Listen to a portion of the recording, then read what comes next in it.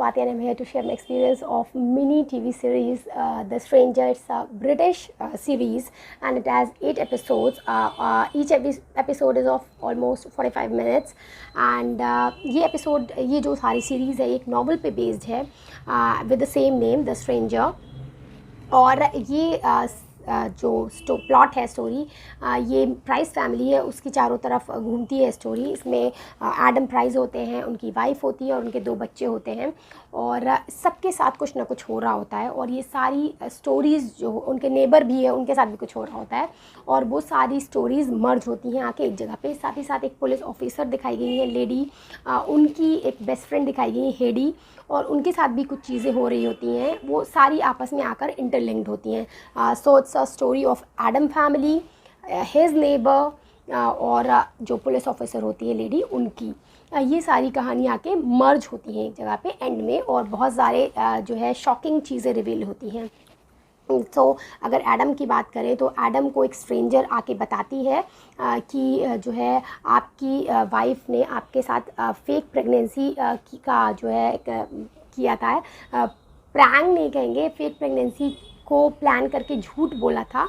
और अगर आप इतना ज़्यादा उसके दिमाग में शक बैठा देती है और कहती है कि आपके जो बच्चे हैं ये क्या आपके ही, आपको डीएनए चेक करना चाहिए अगर वो आपके साथ फेक प्रेगनेंसी प्लान कर सकती है. तो एडम वॉज शॉक्ड और वो अपनी वाइफ को कन्फ्रंट करते हैं, क्या तुमने ऐसा किया था. शी एक्सेप्ट्स दैट कि हाँ उसने ऐसा किया था, बट वो कहती है कि यही चीज़ नहीं है, इसके पीछे और भी बहुत सारी चीज़ें हैं और हम सबके पास अपने सीक्रेट्स होते हैं और तुम्हारे पास भी हैं. इस तरीके से बोलती है और बोलती है जब right time then I tell you about that. अभी फ़िलहाल मैं नहीं बता सकती हूँ. तो इस तरीके का उनके बीच में अनबन हो जाती है और बहुत एक स्ट्रेसफुल माहौल क्रिएट हो जाता है. फिर दूसरे दिन उसका दूसरे या तीसरे दिन मैसेज आता है कि मैं I need some time and I am going away, और मैं अभी नहीं आऊँगी, नहीं मिलूँगी तुमसे, अब घर पे नहीं आऊँगी. तो इस तरीके की चीज़ होती है. तो एडम हो जाता है कि ठीक है फ़ाइन, उसको टाइम चाहिए और वो ढूंढने की कोशिश नहीं करता है. बट धीरे धीरे पूरी कहानी में इसकी वाइफ नहीं है, बाहर चली गई, फिर भी मेमोरीज़ में जो एडम की वो पूरी जो कैरेक्टर है उसकी वाइफ का वो चलता है. तो वो जो रोल प्ले किया है वाइफ का, जिसने भी बहुत अच्छी एक्टिंग करी, बहुत ही सूदिंग लेडी लगी है और उसने पूरी सीरीज़ में प्रेजेंस थी उसकी in the form of memories और Adams memories and sons memories. और ये बहुत अच्छी चीज़ लगी मुझे. कैरेक्टर ना होते हुए भी मूवी में था. और जो एडम है वो साथ ही साथ एक लॉयर है और वो बहुत सारी केसेस में इन्वॉल्व है. एक केस है जो एक पुलिस ऑफिसर का है जो अपनी एक वहाँ पे हाउसिंग कुछ बनाना चाहता है. वहाँ पे हाउसिंग का कुछ चल रहा है कि नए हाउसेस बनाने हैं, बट वो उस घर को छोड़ना नहीं चाहता है और वहीं पे रहना चाहता है, जिसके लिए वो केस देता है एडम को. और एडम उसके लिए केस लड़ रहा होता है अगेंस्ट हिज ओन फादर, जो वहाँ पे नए हाउसेस बनाना चाहते हैं.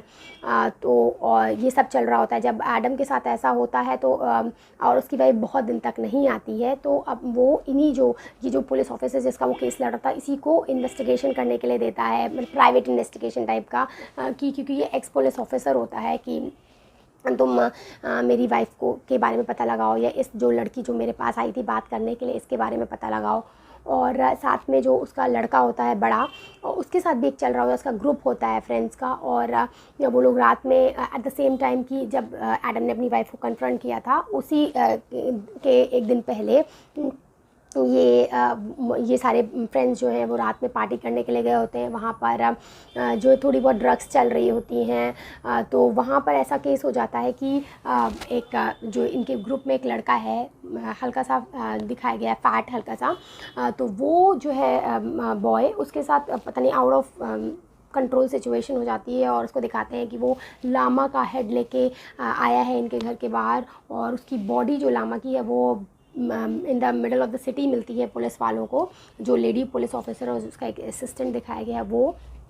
एंड साथ ही साथ उनका एक और फ्रेंड होता है जो कि नूड फॉर्म में उनको मिलता है, जो बहुत ही गंभीर उसमें होता है सिचुएशन में, और वो बहुत ही ज़्यादा इंजर्ड होता है.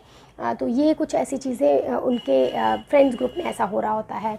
और थर्ड दिखाते हैं कि जो स्ट्रेंजर है वो जो पुलिस ऑफिसर की एक बेस्ट फ्रेंड दिखाई गई हेडी, उनके पास जाती है सॉरी लड़की होती है, और वो बताती है कि तुम्हारी जो लड़की है, डॉटर है, वो she is involve in some sugarbaby.com में, जिसमें वो जो है मिडिल एज पर्सन हैं, उनके लोगों के हैं या जो ओल्ड लोग हैं वो यहाँ पर गर्लफ्रेंड एक्सपीरियंस लेते हैं, या एक तरीके से सेक्स रैकेट टाइप का है, उसमें इन्वॉल्व है। और अगर तुम नहीं ऐसा मुझे अगर नहीं पैसा दोगी, 10 ग्रैंड्स की डिमांड करती है, तो मैं तुम्हारी लड़की का सीक्रेट रिवील कर दूंगी, ऑनलाइन कर दूंगी।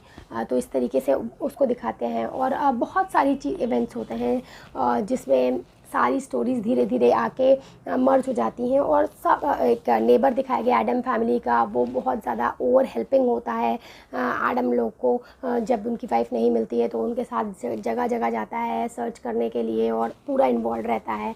एक और इल्ज़ाम लगता है कि स्कूल में जो स्पोर्ट्स फंड है उसका कुछ पैसा गायब हुआ है, जो कि इनकी वाइफ ने ही किसी तरीके का अकाउंट में करके ऊपर नीचे करके वो सारा पैसा ले लिया है, ऐसा इनके ऊपर वाइफ के ऊपर इल्ज़ाम लगाते हैं। तो ये सारी चीज़ें चल रही होती हैं और धीरे धीरे स्टोरी रिवील होती जाती है कि किसने कहाँ पे झूठ बोला है, जो कि देखने में बहुत इंटरेस्टिंग लगता है। और जो पहले तो मुझे ऐसा लगा था कि जो डांटे वाली स्टोरी है, जो उनके बच्चे के साथ जो फ्रेंड ग्रुप है, वो इलॉजिकल है, उसका कोई सेंस नहीं है। बट मुझे अभी ऐसा लगता है कि अगर वो स्टोरी नहीं इन्वॉल्व करते तो जो धीरे धीरे सीक्रेट्स रिवील हो रहे थे उसके इवेंट्स नहीं बनते, आगे नहीं जाती।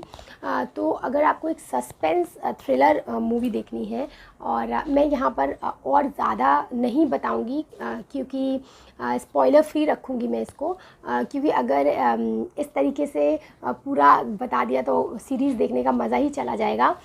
तो जो भी स्टोरीज़ इसमें पैरेलली दिखाते हैं वो सारी रेलेवेंट हैं और वो सारी आपस में मर्ज होती हैं, सबका लॉजिकल एक्सप्लेनेशन है।